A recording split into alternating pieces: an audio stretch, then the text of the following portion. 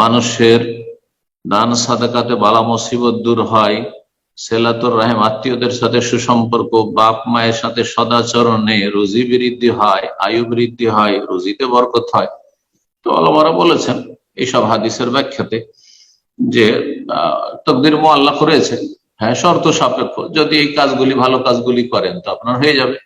সেটা বাহ্যিকও হইতে পারে, আবার আভ্যন্তরীণ মানবী হইতে পারে। অর্থাৎ বয়স বৃদ্ধি হবে না, 60 বছর তো 60 বছরই, কিন্তু 60 বছরে 120 বছরের কাজ করতে পারলেন। অনেকে আছেন যে 40 বছর বেঁচেছেন, কিন্তু কেউ 500 বছর বেঁচেও তার সমান দিনের খেদমত করতে পারবে না, হয়তো।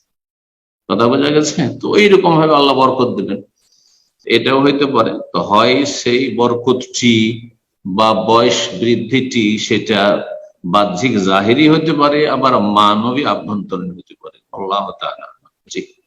হাদিস কোরআন যেভাবে রয়েছে সেইভাবে পড়ুন, আমল করুন এবং আল্লাহ সম্পর্কে শুধু ধারণা রাখুন যে আমি যদি মাতা পিতার সেবা করি, আত্মীয়দের সাথে সুসম্পর্ক রাখি, দান সাদকা করি, বালা মুসিবত থেকে বেঁচে থাকতে পারবো, আর আমার আয়ু বৃদ্ধি হবে, আমার রুজি বৃদ্ধি হবে, আমার আগামী প্রজন্ম সুখে থাকবে, ইত্যাদি ইত্যাদি, গুনাহ থেকে বেঁচে থেকে আমার ছেলে মেয়েরা নেক হবে, এগুলি ব্যাস আপনার করণে আপনি করেন।